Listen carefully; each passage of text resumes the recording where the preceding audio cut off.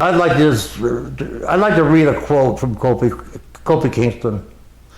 And this shows Kofi's been in the business, I've read 13, 14 years maybe. 11, 12, 13 years? Since at least 2006. Okay, do the math. After winning the belt from Daniel Bryan, he did an interview with TMZ. And this is the mindset of Kofi Kingston. This is one quote. I'm going to read the exact quote. Because I suggested in my Facebook posting that the Big E and Xavier Woods, the New Day, his partners, turn on him and go heel, and you would have a tremendous run against the Big E and against Xavier Woods and also Daniel Bryan. But one of the first interviews Kofi Kingston gave, I saw it, I wrote it down word for word, and we'll wrap it up with this. And this is no knock on Kofi, this is just where his head is at. He's talking to TMZ, and Kofi Kingston says, our philosophy, the New Day, our philosophy is to lift your brother up. That is the goal.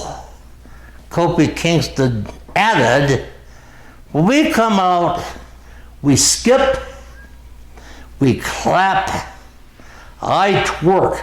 I think twerking is shaking your ass. I believe that's what twerk means. Okay? I twerk. I wear unicorn horns. We wear pink. I wore pink. That's not a bad thing. I wore pink. I wore it well. I wear blue. We throw pancakes out. We throw ice cream out. Bootios. Everything is not your typical style. This is Kofi Kingston. Okay. So for us to break up, God forbid, don't break up the New Day. I know they do a lot of merchandise.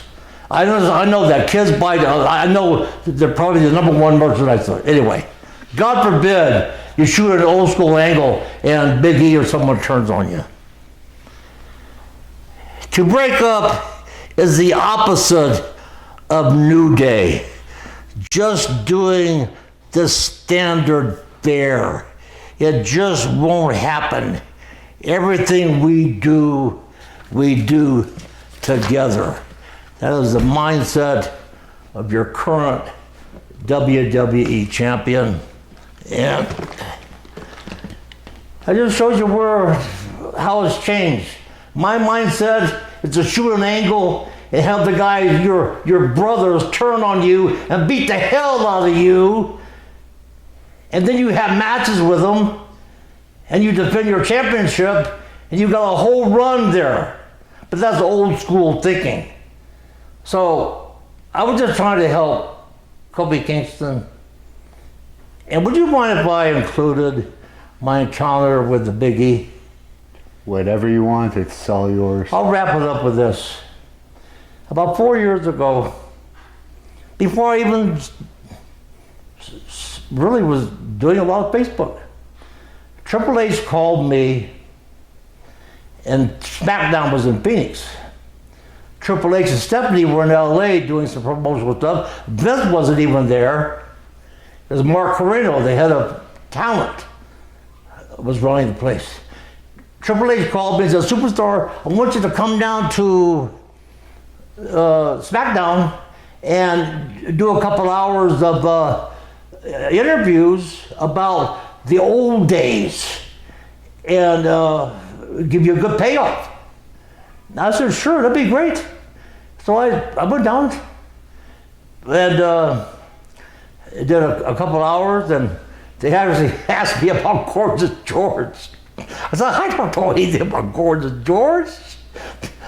He was pretty good with the video I've seen, but anyway, after the interview was over, 2 hours worth of interview. I went into the catering room, and where all the guys were sitting around eating, because they provide food, because you're there all day long, for you folks who don't know. And so I go into the catering room, and I sit down, and I grab some bananas and some stuff and some water. And Jerry Lawler is sitting down next to me. Mark Carino, the head of talent, sitting next to me. And then in comes Booker T. And Booker T gives me a big hug and sits down, and we start talking. And then Sheamus came over, the big Scottish, Irish guy with mohawk. Fantastic. I said, man, you're a great heel. That white skin, that pale look you got, you get heat with that piece open. And he just gave me a big hug. The Mexican, the big El Patron. Oh, Alberto El Patron. Alberto El Patron. He came running over to me. Said, oh, I want to meet you so bad. I said, man, I'm a big fan of yours. I'm a fan of yours, brother. You're a fan of me. And so, a lot of guys were very, very, very nice to me. I sit down, and I turn around, one table, 6 feet, barely from me to you, Hannibal, 6 feet away, sits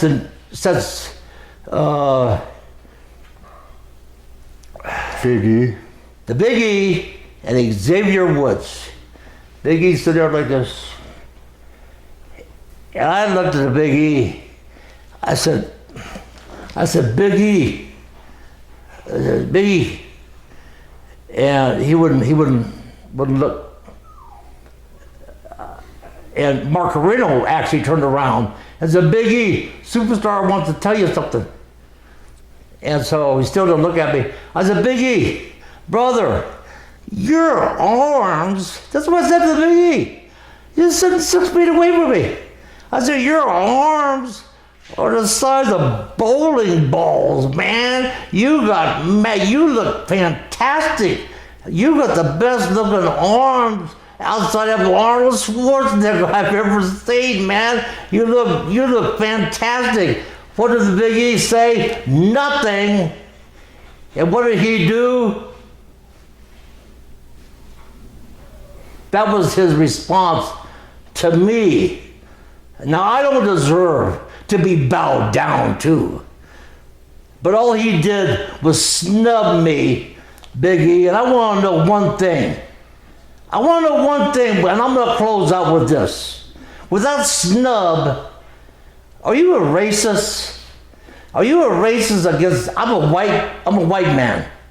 Did you snub all white men? Are you a racist, Big E? Because you didn't even look at me. And I gave you a compliment. And all you did was snub me. So I want to know if you're a racist. And if you are, Vince, you need to do something about it. Because your company does not need racists. I'm not a racist. I love Black Brothers. Ernie Ladd, the big cat. I traveled with that man. I ate with that man. He was a mentor to me. I tag teamed with JYD, Junkyard Dog. I love Booker T. Butch Reed you liked? He got along with you too? Huh? Butch Reed as well? Butch Reed, I worked on an angle with Butch Reed. I worked with him, had great matches. Well, for me, it was great. I love Butch Reed. S.D. Jones, back when he passed away. S.D. Jones, Black brother. I would ask S.D. Jones if he needed a ride, a jobber, black jobber. I loved S.D. Jones. Loved that man. So I am not a racist. I have black brothers that I love. But I'm questioning you. Are you a racist? Big E, end of interview.